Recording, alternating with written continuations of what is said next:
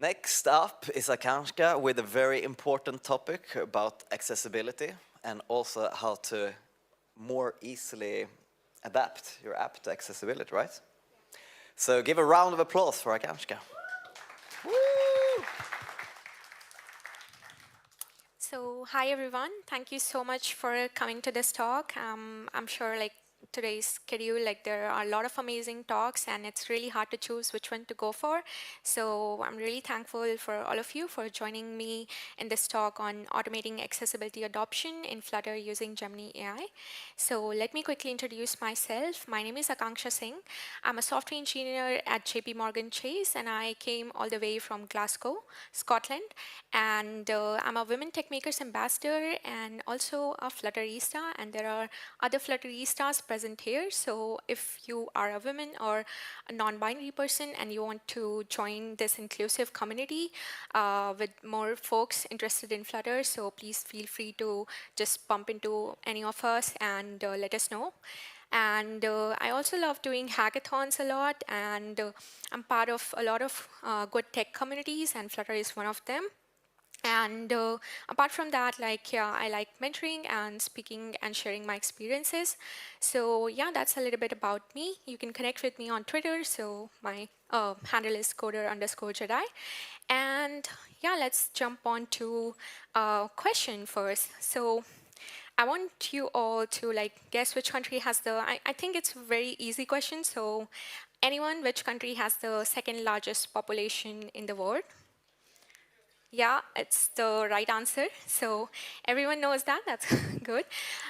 So I am originally from India as well, and I know the population is huge. It's a huge country, very diverse culture. And the current population of India is 1.4 billion, which is huge, right? And it's also like 16% of the world's population, which is pretty much the same amount of same number of people who have some form of disability. So you can imagine a big country like India, if you just ignore their needs or you don't consider their user experience and you just make your apps. So I mean, everyone wants their app to reach to as many people as possible, and they want to have a huge audience. Obviously, revenue is one thing, and you also want your apps to reach to everyone. So you can imagine how big the number is, and that's why it's really important to consider accessibility in our apps. So the agenda is going to be very simple. I'm sure everyone attended the keynote today, and Craig also talked about a lot of things related to accessibility, and there was an amazing talk by Simon as well just before this. So yeah, so just a little bit on why accessibility, and then some common challenges that we as developers and as teams face, and why we are not able to focus that much on accessibility. Then we're going to talk about shift left, which is an approach to optimize this process. And then we'll jump on to Gen AI and accessibility, and then tools, pros and cons. And then I'll conclude my talk. So that's the quick agenda. I'm sure everyone saw this in the keynote. So basically, these are called curb cuts, and they originated in the United States after the World War II, when the disabled veterans came back to the country, and they were not able to use the sidewalks properly. So this is how it was originated. And then if you see, it was originally made for them, but it is now being used by people with strollers, cyclists, and everyone who wants a smoother transition between the sidewalk and the street. So this actually then gave this curb cut effect came into being after this. So whenever you try to make something accessible, it not only makes it accessible for them, but it also makes it accessible to a wider audience. So that's why it's really important to consider accessibility. And in digital world, there were a lot of examples in Craig's talk as well. So one of them is alt tags.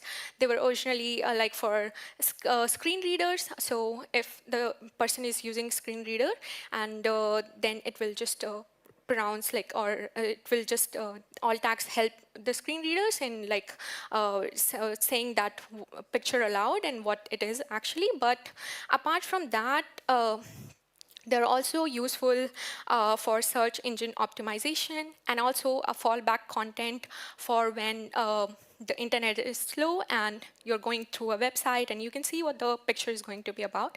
So that's like a cut effect example, and there were a couple more earlier today. So now that we know there's like a huge number of people who will benefit from accessibility, and also even more people because of the curb cut effect.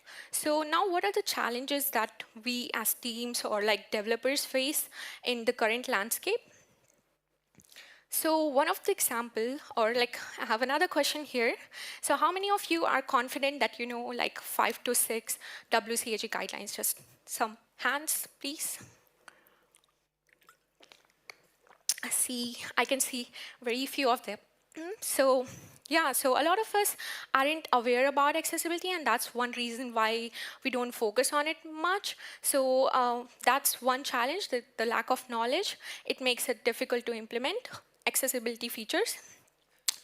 Another thing is if you go to the WCAG documentation, I mean, there are a lot of guideline documentations.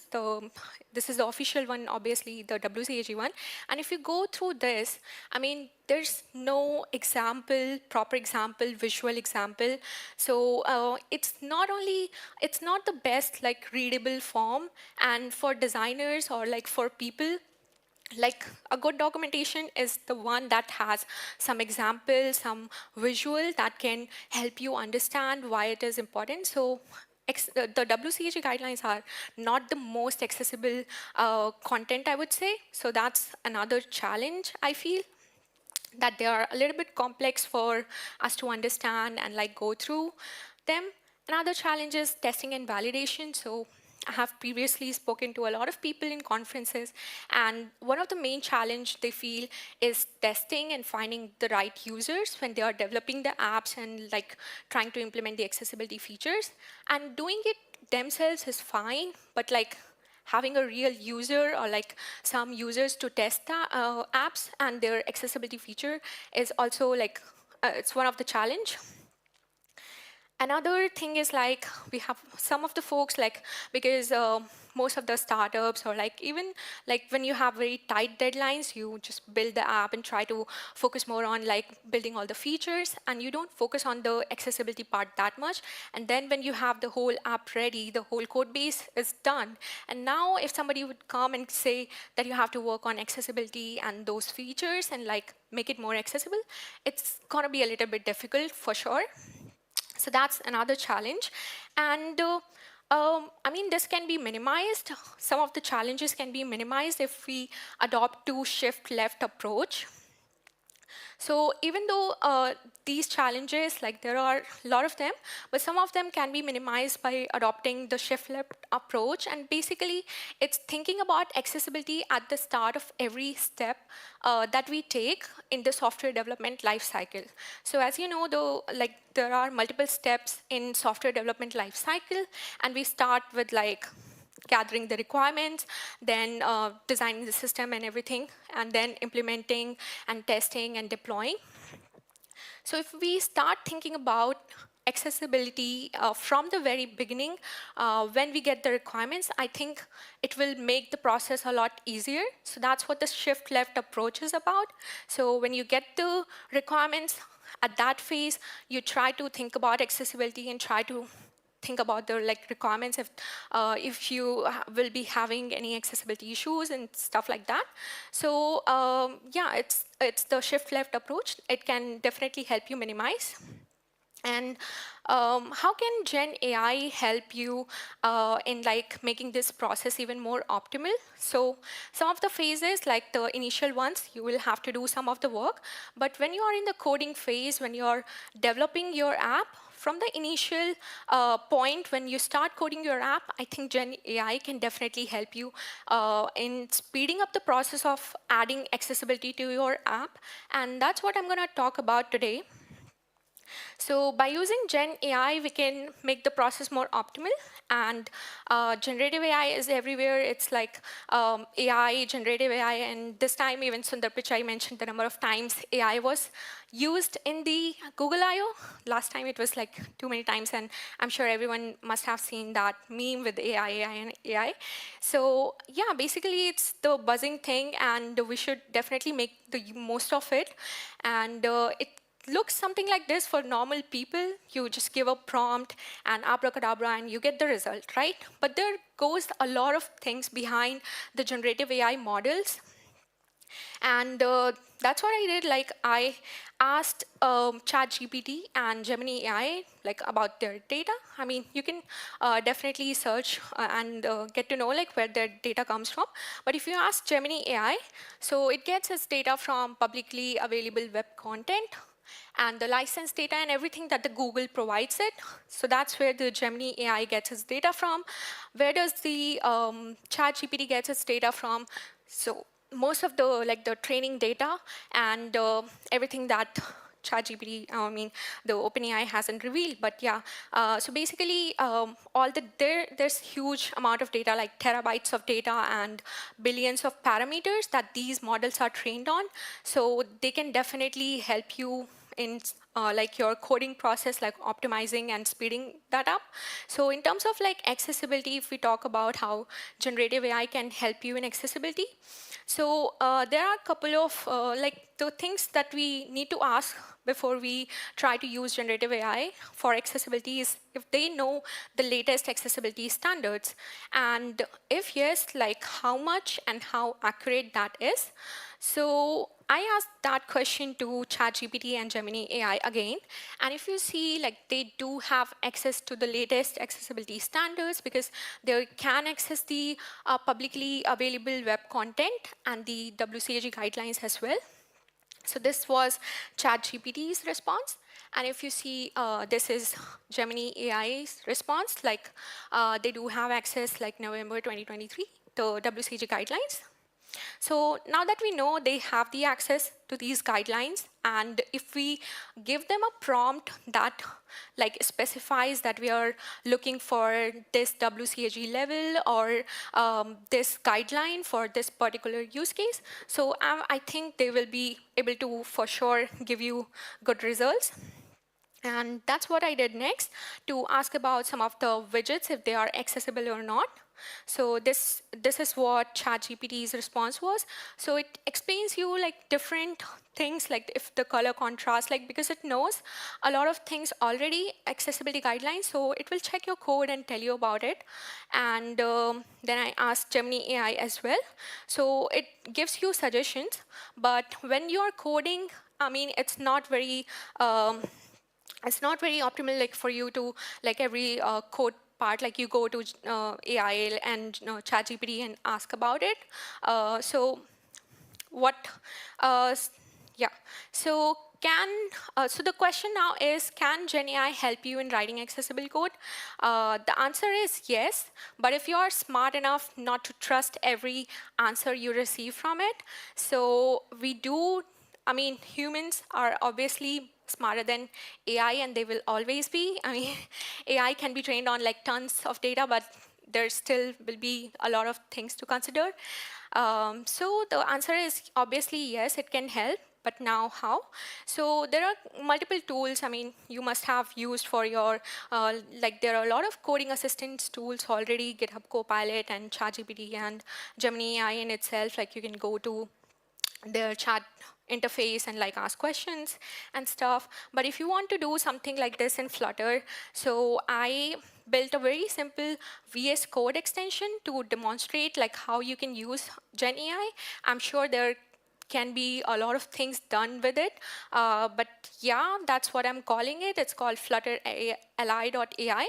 It's a VS Code extension, a very simple one. It is powered by Gemini AI. So let me give you a very quick demo.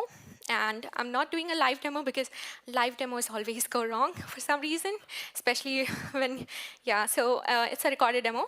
And let's see what it's doing actually.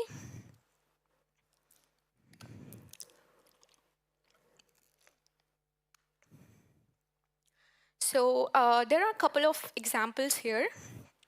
So mostly I wanted to make it very simple for the presentation.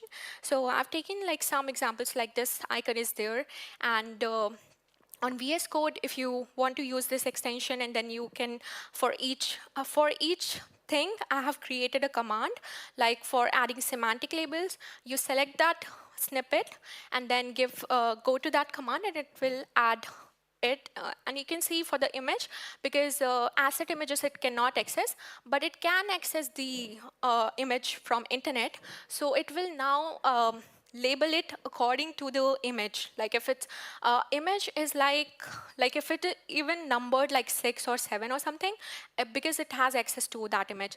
So it will be able to replace it with the semantic label, which is by after seeing that image itself. So it's a very simple thing right now, but yeah, there can be a lot of things done to it. It does not have the context of the whole project, but just the widgets itself right now. And for every accessibility like feature or guideline, it works that way. But for sure with the prompt, and I'll be talking about the prompts and stuff, because that's the most important part.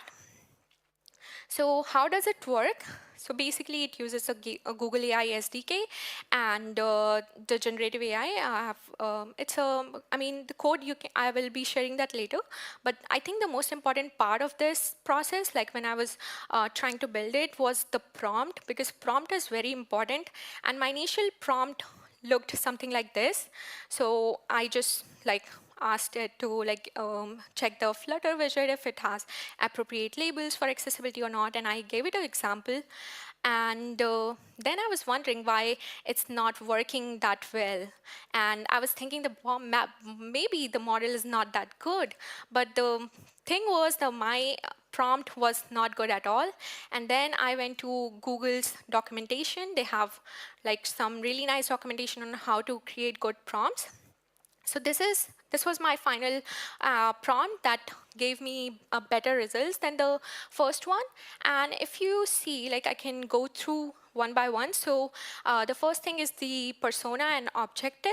So I let them know that they are a Flutter developer and they need to enhance the accessibility of the app.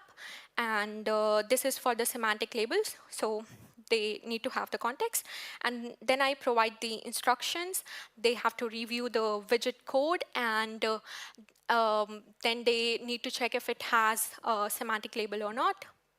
So those are the instructions. And then what are the do's and don'ts for them to have like better context, and also a little bit about WCAG guideline. And then the output format. So I asked them to replace the widget with the accessible version of it. You can do a lot of things with it. For one of the things like color contrast, I didn't want to replace it because color contrast is something that it depends on the design, right? The UI part. So it won't replace, but it will suggest that the color contrast is not good. So it will just add a comment just under the widget. So prompt is very important. So this is a good format of the prompt. And there are some really nice AI prompt samples that you can access on Google's documentation.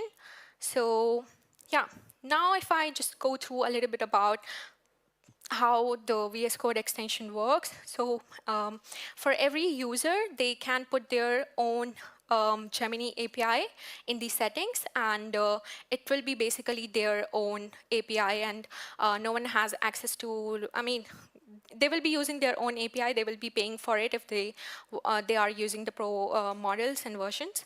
So yeah, so it's using Gemini Pro model, and you can change the models here. And basically, it selects the text, and then it adds it to the prompt. And this is how the prompt is generated with the whole text. And then it is passed through Gemini API. So that's basically how it works. In the whole experiment, I felt it can do a lot better with if it has more context and a better prompt. So if you want to you want the API to analyze whole piece of your code. Maybe you can give it a better prompt in terms of like it has to go through all the widgets and it needs to replace each widget with the accessible version of it. And you can obviously fine tune the model with more examples. That way it will definitely give better results. So yeah, that was just a quick example how we can use the power of AI and Gemini API to write more accessible and more accessible code and make our apps more accessible. The pros and cons of using Gemini for accessibility, I would say it definitely speeds up the code writing process, and it will make your apps more accessible if you use it in the correct way, um, and the consistency, because it's AI. I mean, everybody writes code differently, but for I feel there will be more consistency and standardizations, because everybody writes code differently. Like my teammate would write something in a different way, but I think with AI, if you train it that way, or like the model is trained in a way, then the code, like everything will be more standard and more consistent. So those are a couple of the pros. And if I talk about cons, then obviously it will need a human eye to verify everything if it's accurate or not. Ethical and legal issues can be there as well. So I showed example of like image labeling, the semantic labels. So if model is like, if there can be bias in that, so for sure it might not give the best results. But yeah, it totally depends on the prompt and the training data and how, if you have fine-tuned it in a way. So yeah, that can be one of the cons. And also the complexity, because it doesn't have the context of your whole application. So that can be an issue as well. So yeah, those are a couple of pros and cons. For sure, you can use Gen AI to make your apps more accessible, and it will speed up the process. And yeah, that's what I wanted to cover today. The code extension is not available for everyone right now because I still want to work more on it and add more features to it. But I'm planning to make a open source like GitHub repo soon, and I would love everyone to like, if you are interested in something like this, and to reach out to me, and you can follow me on Twitter and we can connect and see how it can go. So yeah, now I want to conclude my talk by saying for people without disabilities, technology makes things easier, but for people with disabilities, it makes things possible. And that's the message that I wanted to give. And that concludes my talk, and I want to thank everyone for joining me today. And I also want to just thank my friend I met last year at Flutter and Friends. That's the whole concept of Flutter and Friends. You like you make new friends, and she's here with a Flutterista in her tummy, and I'm really thankful to her for joining me this year. And yeah, that was my talk, and thank you very much.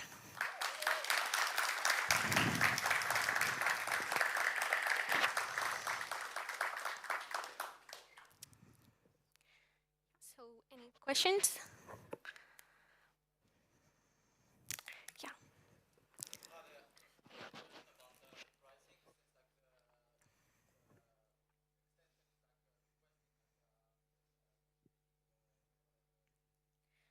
Yeah.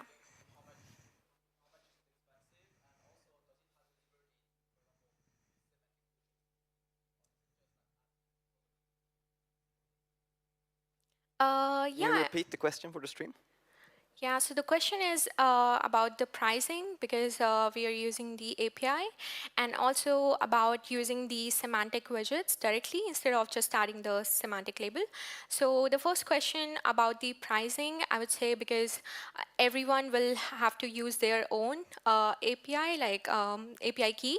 So they are going to pay for it. I would say it's the API pricing, the pro version, or I think I'm not quite sure because I didn't take the advanced, Gemini advanced, but it's usually around, I think, 10 pounds or 10 pounds or something, 10, 20 pounds. So that's what you're gonna pay, and you will obviously have access to Gemini API for other works as well, not just for the extension. But yeah, the second question about the semantic widgets, if you want to use the semantic widgets directly. So I would say because the examples that I showed were based on like my prompts. So if you want to have something like that, it will depend on the prompt. You can create a prompt and add a command for it. So basically, I made few commands for a few of the things, like replacing the, checking the accessibility labels, or checking the contrast, or like the text scaling. So I created those commands, and I can add more commands to it. So that's the plan. So yeah, you can obviously do that.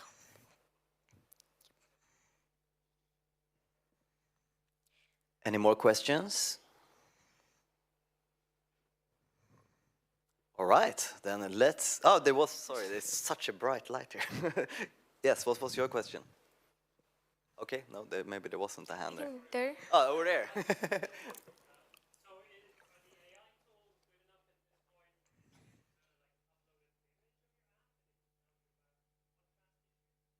So the question is whether the AIs are good enough now for you to be able to just upload an image of your app, and for the AIs to tell you if you have contrast issues, etc. Uh, yeah, I think so, because you know, like with ChatGPT and Gemini AI, you can upload an image and even ask what's in the image or what are the colors being used.